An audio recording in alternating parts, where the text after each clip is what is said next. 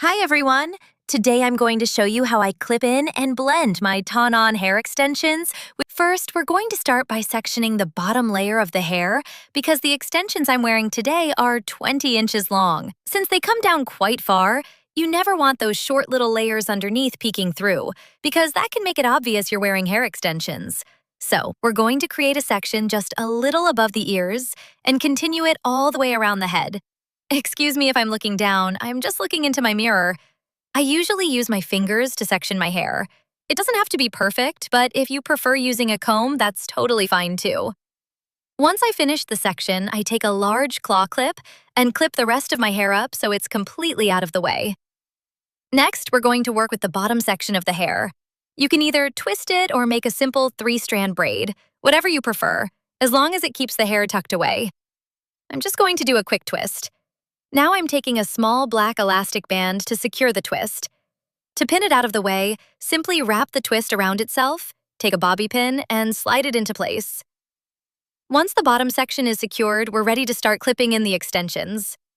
Today I'll be wearing the 220-gram, 20-inch chocolate brown set from Thanh An Hair. They still have a little bit of curl from the last time I wore them, which actually makes them much easier to blend with my natural hair. Personally, I like to start with the smaller wefts. I begin with the 2-clip wefts, then move on to the 3-clip wefts, and finally finish with the 4-clip wefts. I find that the nape of my neck is much narrower, and it gradually gets wider as I work my way up. I also like to concentrate most of the volume around the front because that's where my shorter layers are. First, I'm taking the 2-clip weft and clipping it along the bottom section. I like to slightly overlap the clips because it creates a fuller look at the bottom.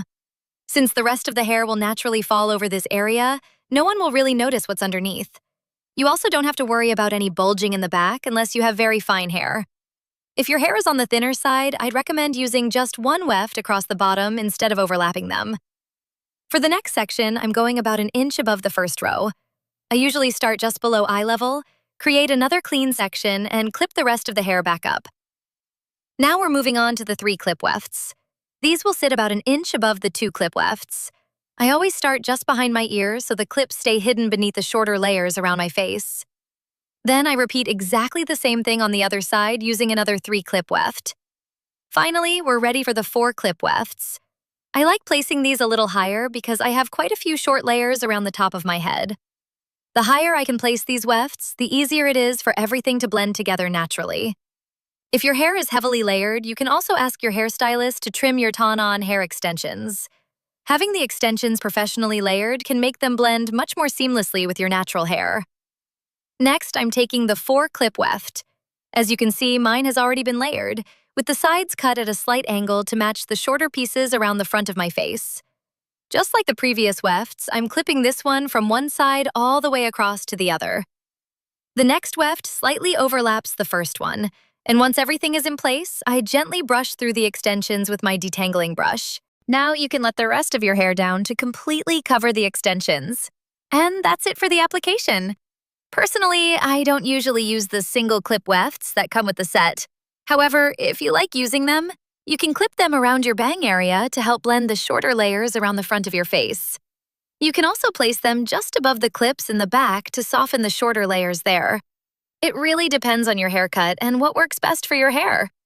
Since my curls are a couple of days old and looking a little messy, I'm going to curl my natural hair so it blends better with my Thanh An hair extensions. I always like to start with the front sections first, giving them a little curl so they match the curl pattern of the extensions.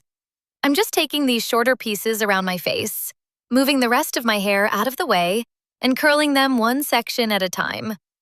I've already applied a heat protectant to my hair, and I always recommend doing the same.